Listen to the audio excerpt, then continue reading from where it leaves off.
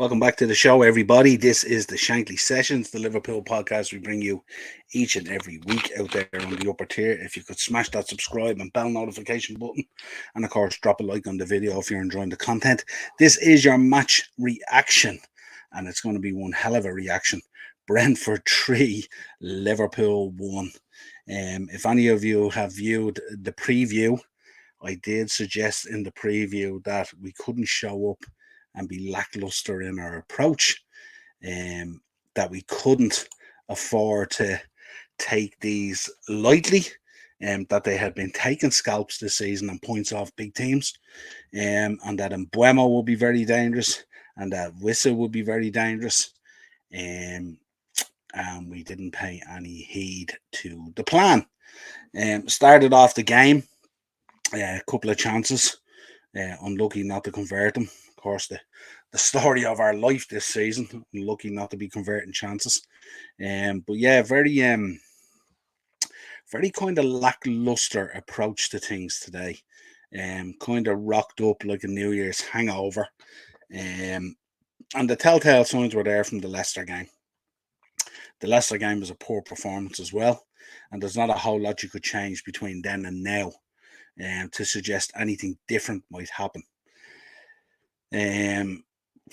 What can we say to Brentford? First of all, congratulations. As I said in the preview, Thomas Frank doing an exceptional job there, and Brentford doing an exceptional job themselves to a man.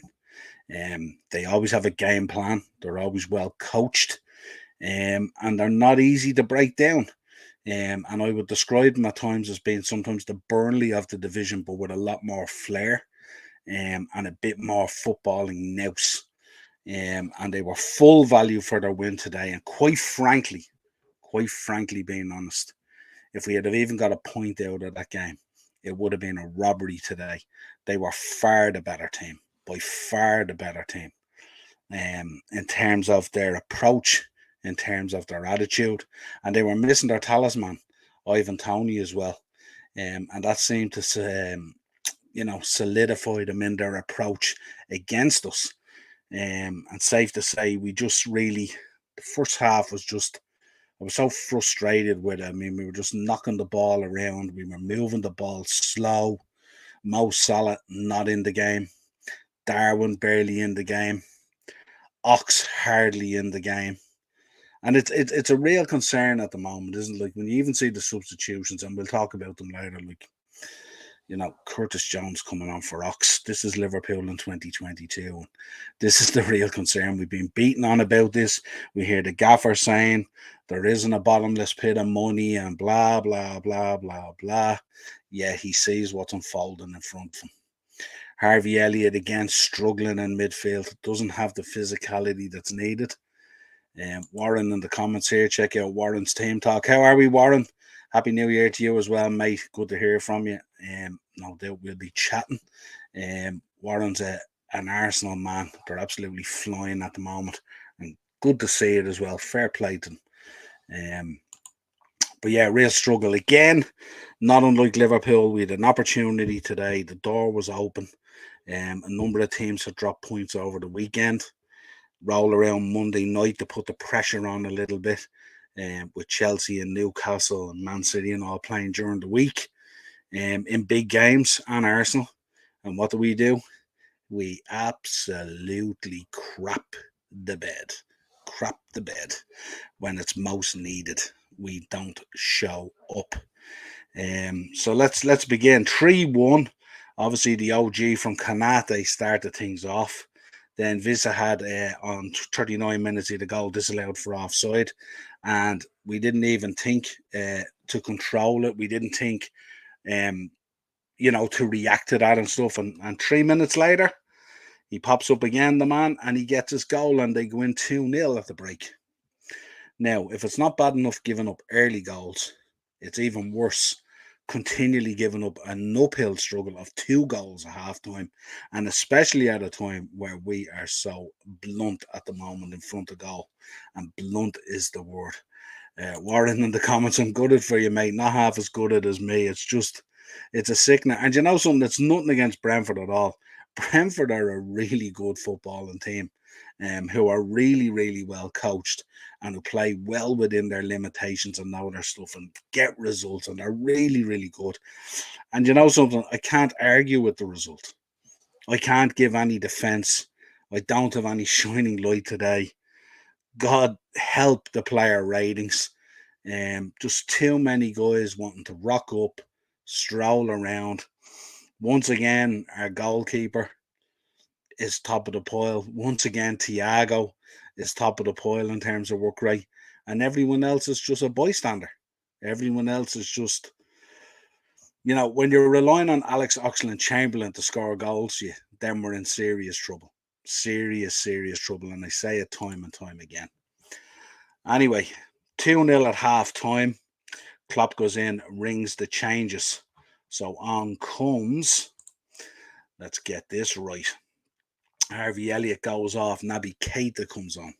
Naby Keita. The other hologram. Virgil van Dijk goes off. Joel Matip comes on. That's an interesting one. That won't have sat well with the big Dutchman. So let's see what that's about. Costas obviously came off. Andy Robinson came on. That was an interesting one because I thought Costas, albeit he was caught out a couple of times, but he was working hard and stuff like that, And then on 83 minutes, I'll take a sip of water for this. I might take another one. On 83 minutes, we have the absolute definition of where Liverpool is at right now as a football club. Alex Oxlade-Chamberlain off and Curtis Jones on. That's the kind of carry on that's going to try and beat Real Madrid over two legs in the Champions League. That's the kind of carry on that's going to try and beat Wolves in the FA Cup next week. Good Lord, God save us. Unbelievable. Unbelievable. So bad. So bad. So let's get into the second half. Darwin, unlucky. What do you think, Warren? For me, Liverpool needs serious surgery, but given your current owners want to sell, I can't see it happening. Yeah, you kind of say that, Warren, but we went out and we bought Gakpo, So, I mean, I don't know. It just boggles me, I mean, it's like they kind of support the club, but they only bring it halfway. So you're buying a forward player to deal with the injuries and stuff that we have, but yet we need a midfielder and we don't do that.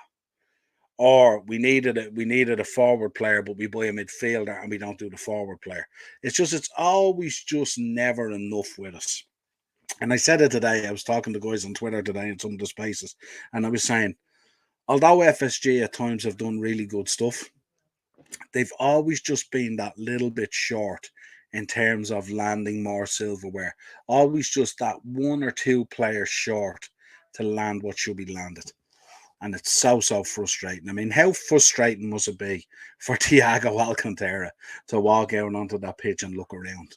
It must be so frustrating. How frustrating must it be for Alisson Becker in goals? It's just, it's a nightmare. You look at Trent and, albeit his defensive duties were a little bit better against Leicester the other night and stuff like that. But you look at him today and he's just disaster class. Lobbing balls into the box, not picking anyone out, aimlessly doing it, hitting hope kind of balls, hoping someone gets on the end of it. No intensity to it, no press up top, no squeezing them in. Absolutely nothing today. Half the players out there today couldn't even control a ball when it came to them. It's absolutely shocking. Shocking. Unacceptable for Liverpool Football Club. Second half, Darwin unlucky. Goal ruled out for offside. But then 2 minutes later, Ox pops up. Trent with the assist, 2-1. Giving us a little bit of hope. Then we sort of put on a little bit of pressure, and then we back off again and we start playing the ball around like we're 2-1 up. And the intensity evaporates again. So then it's kind of back and forth, and we're creating kind of half chances, and we're doing what we do all the time, where we step out of our comfort zone and step out of our plan, and we start blasting shots at players and all this kind of nonsense, that never amounts to anything. And the clock runs down, and then Buemo comes through on 84. Um, some will say a little bit of a shove on Kanata and a little bit of a coming together. If that's Mo Salah, I want him to get the goal. So I'm not going to deny the guy the goal. And it finishes 3-1. And it's amazing, isn't it, when we go down to 3-1, all of a sudden Robbo's there and lads are there and they're rallying the troops and let's get it going and all this kind of thing. Mate, you're 3-1 down with 6 minutes to go. What's that about? That rallying should happen at half time with such a first half poor performance. And it doesn't. Warren in the comments, we had that half-baked approach to transfer windows for years. It's so frustrating. It's just so frustrating. I even look back at last year and I think just that one more player would have delivered so much more, and yet they just can't see it. And what's more frustrating is if the gaffer coming out saying that he's kind of content with what he has and that we don't need this, we don't need that. Yes, we do. 100% we do. Let there be no argument about that. Harvey Elliott in midfield, no disrespect to the lad, is not good enough. Jordan Henderson is done at this stage in midfield. Fabinho, where it was good to have him back and stuff like that, I'm sure his mind was elsewhere. It wasn't on the job in hand. Did okay. But Thiago was the one out there again. Even today, you seen him running back in that first half. He raced back to block a cross coming across. This is Thiago. He's doing more defending than what the defence are doing. And what has happened to us on set pieces? What has happened to us on corners when we used to be so solid? This season we have been a disaster on set pieces. Absolute disaster. And look at the size of the lads that are in there and they're getting isolated.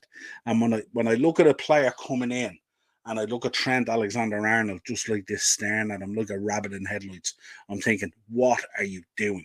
What are you doing? Least challenge for. I don't know how many balls today went up to Mo Salah. Does Mo Salah ever challenge an opposition's header in defence? Does he ever jump up to challenge it and try and create something? I've never seen him challenge for a header in my life, and I can't understand why. I know he's not the tallest dude in the world, but boy, Jesus, don't be giving the defender a free pass. Have a go. Have a go. Absolutely shocking. So I went out 3-1. You look at the stats of the game here. Brentford with 10 shots in total, and we had 16.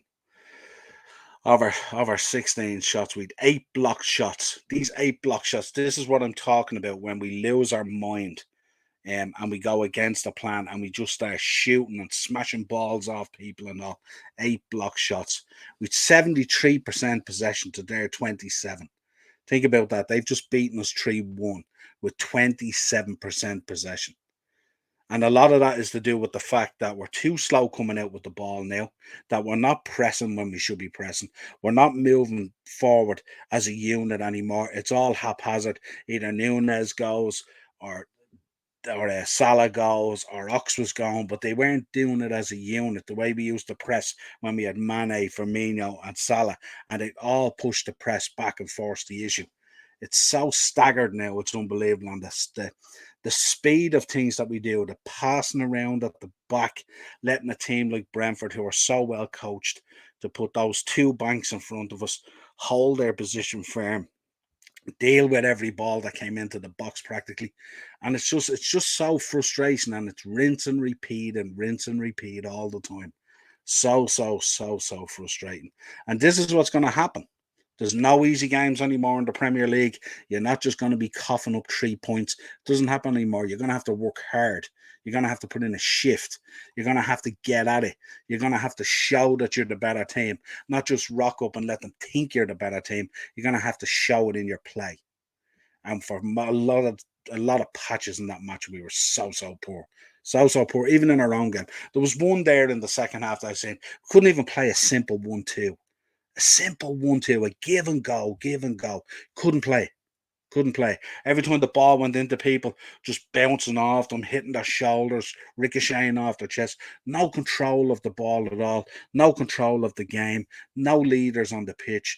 No one there to grab a hold of the players and say, what are we at here? We're up against Brentford here. What are we doing? No disrespect to Brentford.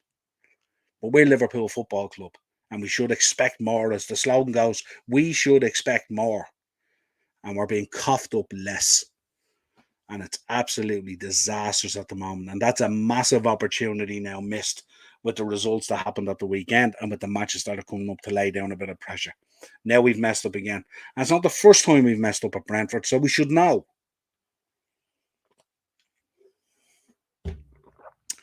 Shocking. Shocking performance. Now, player ratings time. This should be fun. Alisson gets a 6. 6 being the average. Gets a 6. Made a couple of decent saves. But I think he's getting a little bit lazy in his distribution. I think his distribution could be a little bit more offensive, if you like. You don't see him hitting a lot of those balls that he used to hit out into the wings and stuff like that. And also taking the easy route, I would say. So give him a 6 today. And he's not one I'd normally hate on. He's been our best player this season. Let's make no mistake about it. And has to have been, which is really, really shocking. Trent, I gave a 5 to. Again, caught ball watching for the goals. Really, really poor. His pass accuracy wasn't great. Lobbing balls into the box. Got caught out a couple of times at the back. So he's getting a 5. And that's generous. Ebu was getting a 4. And you can clip this. This is the first time, and this probably be the first and the last time that Ibrahim Kanate gets a 4. But again, poor today. Just wasn't at it. And that last goal, to go down that soft, whether he catches you or not, to go down that soft and expect the ref to give you a decision and then to go on and on and on about it. Mate, you got caught. You went down soft. You know what I mean? And got caught a couple of times. Looked a little bit better in the second half, I have to say, when Matip came on. So I don't know what the story is there with Virgil and stuff like that. But got brushed off so easy by Mbeumo. And as I said earlier, if that was Salah racing through, I'd expect him to get the goal. Virgil gets a 4 as well. I don't know, just it appears he suffered an injury during the first half. And it's his first substitution since the FA Cup final and the earliest since his ACL injury against Everton in 2020. So poor day at the office for Virgil, but we'll get to hear more on that. But could be again another injury. How many of these injuries are we going to rack up? We've literally got more players injured now than we nearly have available. Shocking. Costas gets a 3. Was replaced by Andy Robinson at half-time. I think a 3. A lot of them out there are giving a 3 as well. I think he was better than a 3. Got it. It just seemed to struggle today. Didn't seem to get in the pace of the game. His positioning was kind of off. At times, Thiago was in his position and trying to cover and stuff like that. It just got messy. No real link-up play and stuff like that. Again, the give and goes were non-existent. Really, really poor today from Costas. We expect a lot more from him. And we know Brentford are a physical side. We know we're going to get into a physical battle here, so we should have more cop on in what we are doing. Fabinho, gave him a 6. Back in the mix, obviously, after the birth of his son. Congratulations to him and the wife, as we said in the preview. He was missing for the Leicester game. A little bit more encouraging for him. He was getting stuck in and stuff like that. He was breaking up play when he could and stuff like that. But I think Brentford were really, really clever in their play, because when they did break, they broke in such a way that took those guys out of the game. So very, very clever from Thomas Frank and from the Brentford players. So it was only at times when Fabinho got involved. Harvey Elliott, a 3. He's had a number of really poor performances now. Struggles to really get into the game. The physicality of the Premier League is going to be a real problem for this kid. And they're going to have to bulk him up or do something. He's just too small. And again, it was the same against Leicester as well. And he just, in that midfield, he just looks lost. I can put my hands up now. I just don't think he's a midfielder. I just don't think he's a midfielder. And I think that's what a lot of players were playing him in positions where they're just not those players. And he's really, really struggling. And it's a pity. I like the lad. There is talent there. But the Premier League has become such a physical battle now, and he struggles with it. Gave him a 3 today. His control on the ball was poor, and even when he made the opportunities to put the ball in and stuff like that, a lot of the times he chose to play the ball back again instead of whipping the ball in. And when he did whip the ball in, he struggled to find a player or hit the first man. So a real struggle. Morris in the comments. I still think Liverpool will get top 4. Um, I don't know, Morris. I just, you know what I mean. It's a real struggle at times. Like, you look at the game against Leicester, you look at the game tonight against Brentford. It's a real struggle to see where performances are going to come from. And these are key points at the moment. These are the points that you need to take to get you back into that battle and stuff like that. Dare say we were even talking that if Arsenal went on a bit of a bad run in January with some of the fixtures they have coming up, you could see a concertina down into the table, and you could see potentially maybe a title race there with a number of teams. But we're so way off, and it's just crazy. You know what I mean? Thiago got a 6. He was a standout against Leicester. Really, really good. And again, he was a standout today. He's very, very clever in his play. But he's the problem for Thiago at the moment is, and let's call a spade here. He's operating at a level well above the players that are around him. And the problem is with some of the really good stuff that he's doing, they're just not on his wavelength. And that's the problem for Thiago. City, Arsenal, United in the pool, I can see making it. I hope you're right. I hope you're right. But I don't see Newcastle going away too easy. But we shall see.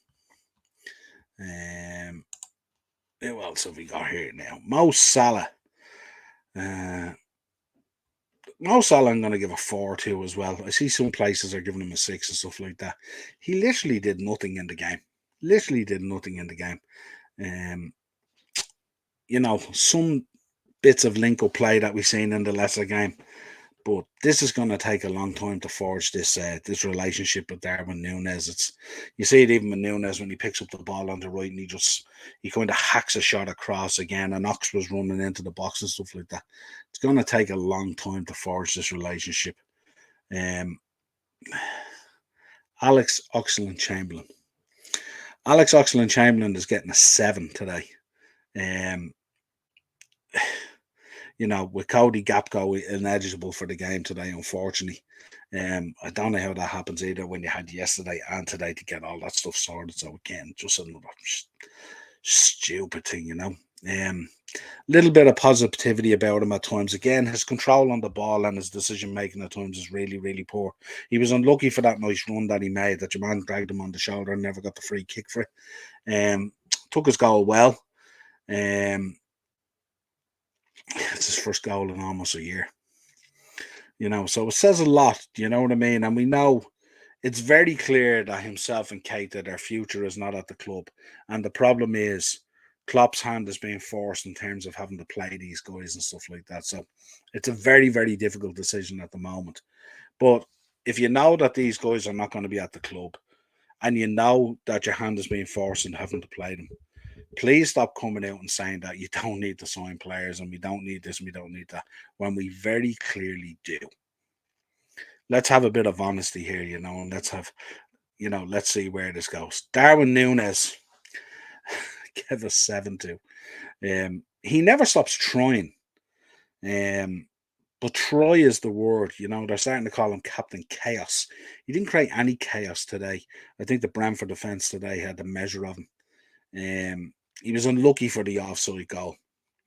Almost scored a beauty. A shame it was ruled off, because he's literally doing everything he can to put the ball in the back of the net, and the ball just won't go in the back of the net, no matter what he does. But it will come, and I think there's a bright future for Darwin. I think he will eventually score a few goals, and then he will go on a run, because he's doing everything right, bar putting the ball back in there. I think when he picks up the ball out wide there, you can see when he sort of forces the ball across. It wasn't a cross. It was a kind of a shot into the far post. He needs to get a little bit cleverer in those moments. But he's kind of nearly riddled with anxiety at the moment to try and get the ball in the back of the net, and he's trying so hard. It's like last year when we spoke about Curtis Jones at times. He's trying so hard to impress the gaffer that he's not playing within the parameters of himself and stuff like that, and keeping that control and that moments that you need for Darwin, that when he gets the ball, just look up, put the ball in the back of the net, or make that decision to pass the ball or whatever it is. He's just struggling at the moment from that point of view. But I mean, he's putting in the effort. He drifted out of this game today a little bit, all right. But certainly putting in the effort there when the effort was needed. Substitutions. Naby Keita came on for Elliott on 46. Give him a 6. I think the problem with Klopp is I think he just has to play him. I think that's the way it is. The guy couldn't look any more disinterested. I don't think he gives a toss about Liverpool Football Club anymore. And quite frankly, at this stage, probably instead of your hand being forced, we maybe need to look at the bench now, and we need to be going, let's put Bietic in there, or let's give Ben Doak a chance and stuff like that. And all, these guys who actually want to go out there and do something and try and do something. Maybe that's the risk we're going to have to take, because quite frankly, when we're bringing lads onto the pitch, it's so frustrating. Again, imagine being Thiago Alcantara and you're looking at this, you know what I mean? And you're busting your gut, so frustrating. Joe Matip on for Van Dijk on 46, gets a 6.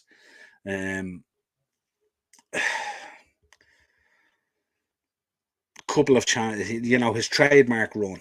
This is his trademark run where he takes the ball out and creates something, and he was unlucky for the one that led to a chance for Keita and stuff like that. No, Joel is very dynamic in the way he does things, and certainly it was needed where we weren't getting any joy in midfield and the creativity was lacking big time. It needed someone like a Joel Matip to come out and play that killer pass to create some creativity. But we just need to be quicker in the way we do stuff. We're just way too slow at the moment. Robbo came on for Costas on 46. Robbo gets a 6. Definitely got Liverpool on the front foot. Tried to rally the troops as a standing captain, but too much. And again, the one that defined the match, Curtis Jones on for Alex Oxlade-Chamberlain on 83. I didn't give a rating on that. So this has been your Brentford versus Liverpool match reaction and player ratings. Let me know in the comments what you thought. A really, really poor showing for Liverpool. A lot of work for Klopp to do this week on the training ground to raise the morale and the level of play and the energy that seems to be lacking. I suppose we should have expected this with a World Cup in the middle of the season. No excuses to be given. The players should be at it. They should have recognised the opportunity they had today. They let that opportunity slide, as so many of the bigger teams in the league have done at Brentford. And we go again. We shall be talking to you during the week about the Wolves game. We'll see what happens there. We could be coughing up our second domestic cup after going out of the Carabao Cup. Who knows what's going to happen there? And if we're not very careful, this season is going to dwindle away into irrelevance. Until next time, Reds, it is the Upper Tier Podcast at gmail.com. If you want to contact us, it's the Upper Tier Podcast on YouTube. Make sure you subscribe, like, and share. And as always, the Liverpool content is the Shankly Sessions. Till next time, Reds, we will try and do it again.